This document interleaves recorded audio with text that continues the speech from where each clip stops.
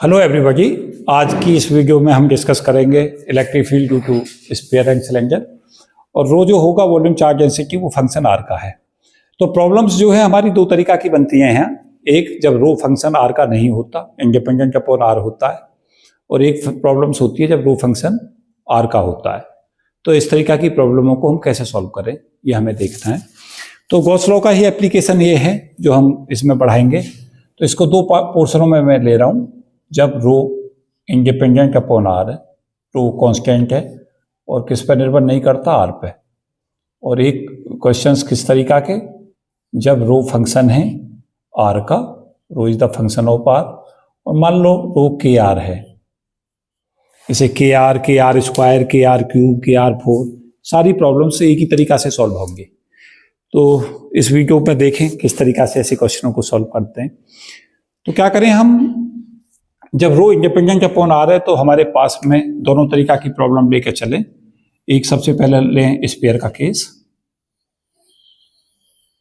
और एक लें हम सिलेंडर का केस।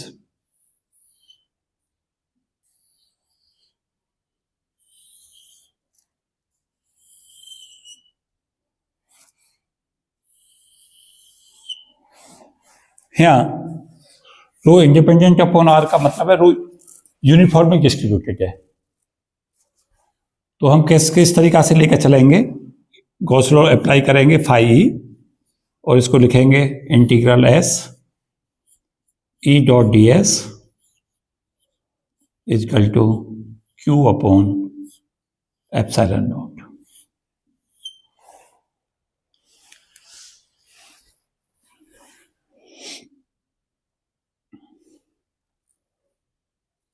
रो यूनिफॉर्मली डिस्ट्रीब्यूटेड है और रो यूनिफॉर्मली डिस्ट्रीब्यूटेड का मतलब है रो की जो वैल्यू है वो हमारी होगी Q अपॉन V और Q upon 4/3 pi R cube. तो यहां से इसको सिंपली हम ले सकते हैं। जब भी हम गॉसियन सरफेस प्लॉट करेंगे स्फेरिकल सरफेस में, E और DS को पहले पैरेलल लेंगे, ऑलवेज याद रखें, क्योंकि गॉसियन सरफेस की डेफिनेशन ये है कि पूरा का पूरा इलेक्ट्रिक फ्लक्स उससे पास होना चाहिए गॉसियन सरफेस से। तो गॉसियन सरफेस में E और DS को पैरेलल लेंगे, तो यहाँ से हमारा बन जाएगा E ds cos 0। E को बाहर ले आएंगे इंटीग्रेशन से, सरफेस एरिया हमारा हो जाएगा 4 pi are square equal to 1 upon epsilon naught, ये ले लें। और यहाँ सिंपली हमारे पास जो Q होगा रो इंटू V कर दें उसे, और ये हमारी जो वैल्यू है वो 4/3 pi R cube into rho हो जाएगी। यहाँ से देखिए, इससे सीधा वैल्यू पुट कर दें। यहाँ से रो बराबर है Q अपॉन V, ये रेडियस R है, इसमें चार्ज फैला हुआ है। यहाँ पे हम इलेक्ट्रिक फील्ड निकाल रहे हैं एक्सटर्नल पॉइंट पे। तो ये 4 पाई से 4 पाई को कैंसिल करें तो E हमारा बच्चों क्या आ जाएगा, E हमें ऑब्टेन हो जाएगा R cube rho upon 3 epsilon naught R square. ये किस पॉइंट पर आ गया, ये आ गया हमारा एक्सटर्नल पॉइंट पे इलेक्ट्रिक फील्ड रो के टर्म्स में।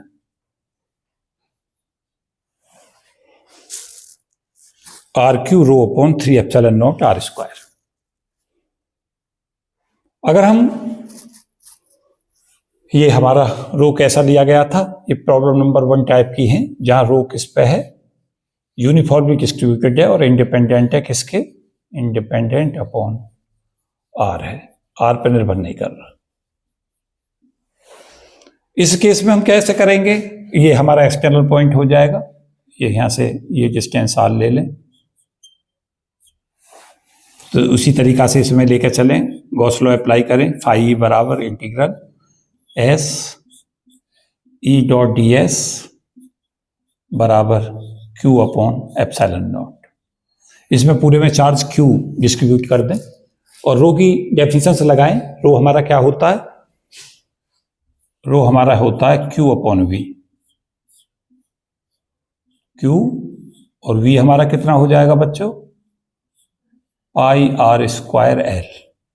इसकी लेंथ L ले लें, दिस वन, और ये हमारा आर इसकी रेडियस हो जाएगी स्फेरिकल सरफेस। इसमें चार्ज डिस्ट्रीब्यूटेड है अंदर पूरे में, और कितना चार्ज है, क्यू है, और वॉल्यूम इसका कितना हो जाएगा, पाई आर स्क्वायर एल।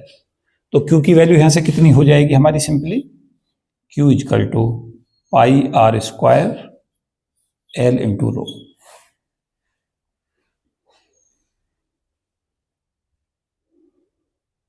तो यहां से हम कैसे बढ़ सकते हैं, ई डेफिनेशंस कहती है कि जो इलेक्ट्रिक फ्लक्स है वो पूरा का पूरा गॉसियन सरफेस से पास हो। तो गॉसियन सरफेस हम यहां इस पॉइंट के लिए प्लॉट करेंगे, इसके लिए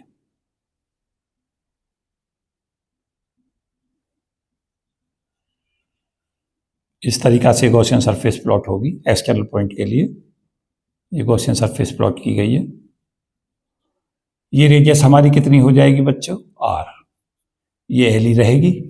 तो E into E D S cos zero, पूरा का पूरा गॉसियन सरफेस से फ्लक्स पास होता है, तो ई और डी एस कैसे होने चाहिए आपस में, जो छोटा सरफेस एलिमेंट है वो एक दूसरे के पैरेलल होने चाहिए। तो ई डी एस और डी एस कितना बन जाएगा, कोई बताएगा क्लास में, 2 pi r L. D S हमारा बन जाएगा 2 पाई आर एल। क्यों, क्योंकि 2 पाई आर तो ये बन गया और एल ये बन गया, यही तो सरफेस एलिमेंट होगा गॉसियन सरफेस का। तो E into 2 pi r l equal to q, q कितना, pi are square l rho upon epsilon naught. Q की वैल्यू लिख दो यहां से, रो यूनिफॉर्म है ना, तो क्यू की वैल्यू हमारी कितनी आ गई, पाई आर स्क्वायर एल रो। क्या करें यहां से, पाई से पाई को कैंसिल कर दें, एल को एल से कैंसिल कर दें, और ई का फॉर्मूला लिख दें जो भी आ जाए। कितना आ गया, rho r square upon 2 epsilon naught r. ये किस पे चला गया बच्चों, एक्सटर्नल पॉइंट पे, सिलेंडर से बाहर की सतह पे है, बाहर की सरफेस पे, क्योंकि सरफेस से बाहर है। तो यहां क्या था, रो इंडिपेंडेंट अपॉन आर है, और कहां पे कैलकुलेट कर रहे हो, जब आर की वैल्यू आर से बड़ी है, जब आर की वैल्यू आर से बड़ी है। यही सॉल्व किया ये तुमने, ये फर्स्ट प्रॉब्लम सॉल्व हो गई। तो इसमें इलेक्ट्रिक फील्ड कैसे निर्भर कर रहा है, 1 अपॉन आर स्क्वायर पे, स्पेयर के केस में। सिलेंडर में कैसे वेरी कर रहा है, 1 अपॉन आर पे। यहां पे फैक्टर कौन सा आ रहा है, 1 अपॉन 3। यहां फैक्टर कैसे आ रहा है, 1 अपॉन 2। यहां रो अपॉन एप्सिलॉन नॉट यहां भी आ रहा है, रो अपॉन एप्सिलॉन नॉट यहां भी आ रहा है। उधर आर स्क्वायर आ रहा है, इधर आर क्यूब आ रहा है। क्लियर नहीं हुई बात। ये हमारा इस फॉर्म में पूछा जा चुका है कंपटीशंस में, और इस फॉर्म में भी पूछा जा चुका है। फिर किस पे चलते हैं, फिर लेते हैं इंटरनल पॉइंट पे, अंदर। अब ये वीडियो में थोड़ी लेंथी होने के कारण 2 पार्ट्स में ब्रेक कर दूंगा। अभी हम कहां कर रहे थे, ये पहला पोर्शन कर रहे हैं जब रो इंडिपेंडेंट अपॉन आर चल रहा है। फिर इस पे चलेंगे अगले पोर्शन में जब रो फंक्शन आर का होगा। तो क्या करें इंटरनल के लिए, स्पेयर के केस में इधर से ईटीएस का मतलब E into 4 pi are square. अब लेकिन गॉसियन सरफेस कहां प्लॉट होगी, अंदर होगी। अब ये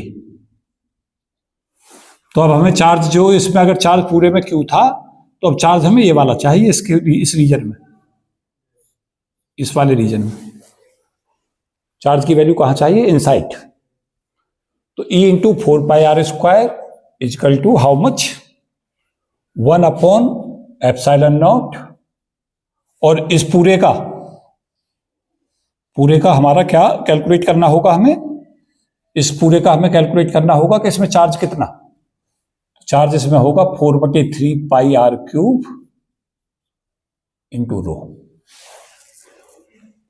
क्या करेंगे, अब हमारा जो इसके अंदर चार्ज होगा उसका रो जो होगा वो क्यू अपॉन वी होगा।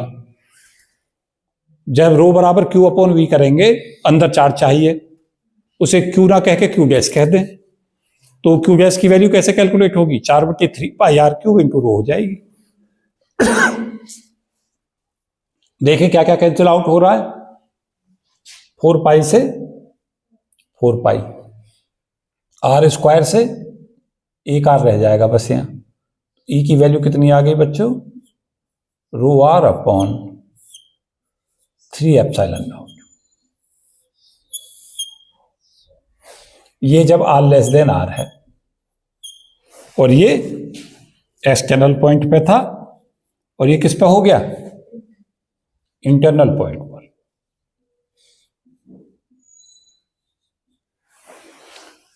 अब हम सिलेंडर में जाएंगे।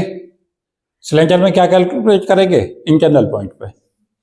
तो सिलेंडर के लिए हम कैसे सॉल्व करें इंटरनल पॉइंट पर, ये हमें यहां पे चाहिए। अब सपोज किया यहां चाहिए, तो गॉसियन सरफेस हमें ऐसे प्लॉट कर लेंगे इस तरीका से अंदर, ये बन गई गॉसियन सरफेस। इस रीजन में अब चार्ज चाहिए, ये स्मॉल आर अब ये हो गया। तो यहां से सिलेंडर में क्या करोगे, ई डी एस हमारा कितना हो जाएगा, 2 पाई आर एल। क्यों, क्योंकि ये स्मॉल आर ये है, तो यहाँ पर सरकमफ्रेंस हो जाएगी 2 पाई आर इसकी, और एल ये मल्टीप्लाई करेंगे तो सरफेस एलिमेंट निकल जाएगा।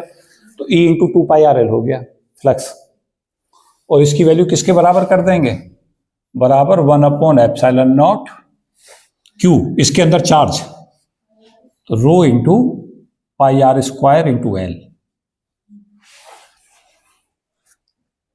क्योंकि अब स्मॉल आर रेडियस का लेना पड़ेगा हमें, जो क्या सिलेंडर, उसका वॉल्यूम कितना होगा, pi are square, pi small r square into l.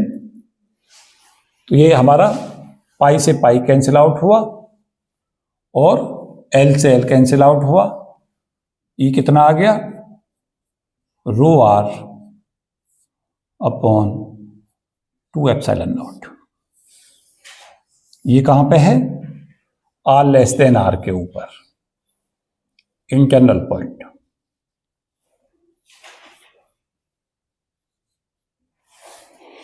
तो यहां हम क्या देख रहे हैं, ये इलेक्ट्रिक फील्ड हमारा, रो फंक्शन किसका नहीं है, आर का नहीं है। यहां रो किसका फंक्शन है, इंडिपेंडेंट अपॉन आर है। रो क्या है, यूनिफॉर्म डिस्ट्रीब्यूटेड है, charge per unit volume constant रहता है, किस पर निर्भर नहीं करता, आर पर निर्भर नहीं करता। तो ये 4 केस बन गए हमारे, कौन कौन से, 2 स्पेयर के, एक इंटरनल पॉइंट, एक एक्सटर्नल पॉइंट। तो ये हमारा एक्सटर्नल पॉइंट पे इलेक्ट्रिक फील्ड होगा, किसके कारण, ड्यू टू स्पेयर।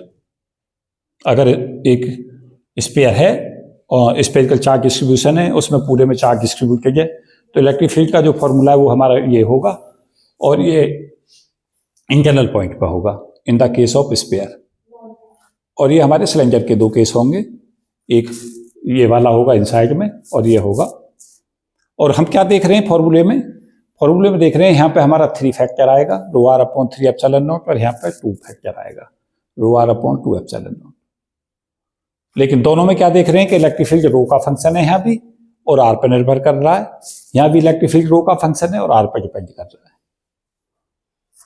यहाँ एप्सिलॉन नॉट इनवर्स में है, यहाँ भी इनवर्स में है, लेकिन यहाँ 1/3 फैक्टर है, यहाँ 1/2 फैक्टर है। तो ये हमें चीजें क्लियर हो जानी चाहिए कि हम इलेक्ट्रिक फील्ड कैसे कैलकुलेट करते हैं स्पेरिकल चार्ज डिस्ट्रीब्यूशन के अंदर और सिलेंडर के केस में। कब, जब रो फंक्शन किसका नहीं फंक्शन होता है, आर का नहीं होता। रो इंडिपेंडेंट अपॉन आर होता है, और रो यूनिफॉर्म डिस्ट्रीब्यूटेड होता है वॉल्यूम में। तब हम इस क्वेश्चन को सॉल्व कर रहे थे। अगली वीडियो में डिस्कस करेंगे जब इलेक्ट्रिक फील्ड, जब रो केवल और केवल आर पर निर्भर करता हो, तब क्वेश्चनों को कैसे सॉल्व करें, इंटरनल पॉइंट पे कैसे सॉल्व करें और एक्सटर्नल पे कैसे करें।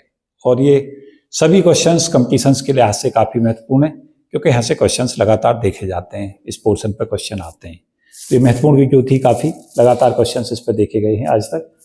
तो मुझे उम्मीद है कि जो ये लेक्चर था ये आपके लिए काफ़ी बेनिफिशियल होगा। Thank you and best wishes for all of you. जय हिंद।